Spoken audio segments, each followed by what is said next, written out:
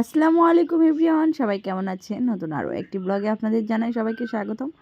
তো আজকের ব্লগে থাকছে কচুর লতি কিভাবে কাটতে হয় সেটি আপনাদেরকে দেখানো হবে।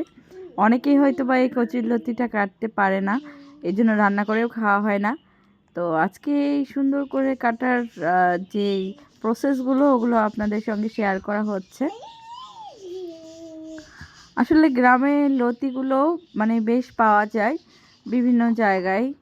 আর শহর অঞ্চলের মানুষজন এই লতি খাওয়ার জন্য মনে করেন বাজারে অনেক খুঁজেখুঁজির পর অনেক কষ্টে এই লতি পাওয়া যায়, কখনো পাওয়া যায় না, এরকম একটা পর্যায়ে হয়ে যায় শহর অঞ্চলের মানুষদের। বাট গ্রাম অঞ্চলের পরিবেশটা এমন যে যেখানে সেখানে কচুর গাছ হয়, আর কচুর গাছ থেকে এই লতিগুলো হয়ে থাকে। আর এগুলো গ্রামের মানুষ অনায়াসে খুব কাছে পেয়ে থাকে খাওয়ার জন্য। আর শহর অঞ্চলে যারা আমরা বসবাস করি তাদের জন্য একটু কষ্টকরই হয়ে যায় এগুলো মানে খুঁজে পাওয়া। তো যাই হোক, এখানে হচ্ছে লতিগুলো সুন্দরভাবে কেটে নেওয়া হচ্ছে পরিষ্কার করে। তো এই প্রসেসটা আপনারাও দেখে শিখে রাখুন যে এইভাবে লতিগুলো পরিষ্কার করলে খেতে মজাদার হয়। এই যে দেখুন কত সুন্দর করে এটা পরিষ্কার করা হয়েছে, অ্যান্ড খেতেও বেশ মজা হবে এটা। তো এই রমজান মাসে এই লতির তরকারি হইলে যে রোজাটা আমরা ইফতার করি, তারপরে মনে করেন খাবার খাওয়ার সময় এই যদি লতিটা থাকে আসলে একটা তৃপ্তি পাওয়া যাবে। আমরা অনেকেই যারা এরকম কচুর লতিটা খেতে পছন্দ করি তাদের জন্য একটা মানে ভালো সুন্দর তৃপ্তিকর খাবার হবে এটি।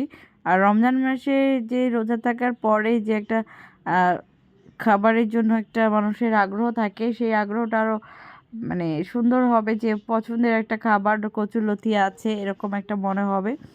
তো সবাই কাটাটা শিখে রাখুন যেন আপনাদের এই কচুরলতিটা পরিষ্কার করতে সুবিধা হয়।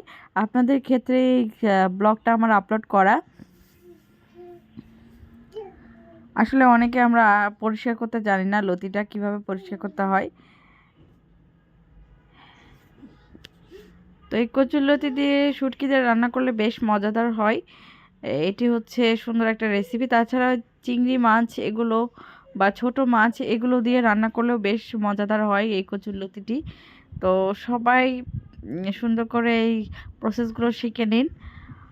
আর পুরো ব্লগটি আমি শেয়ার করতে পারতেছি না যে রেসিপিটা, কারণ এই রেসিপিটা করার সময় আমি আহ, উপস্থিত ছিলাম না ওখানে। শুধু কাটার সময় আমি এটা ভিডিও ক্লিপটা নিয়ে আপনাদের সঙ্গে শেয়ার করেছি। তো আরেকদিন এই রেসিপিটা আপনাদের সঙ্গে শেয়ার করব কিভাবে শুটকি বা চিংড়ি বা ছোটো মাছ দিয়ে এই লতি রান্না করা যায়।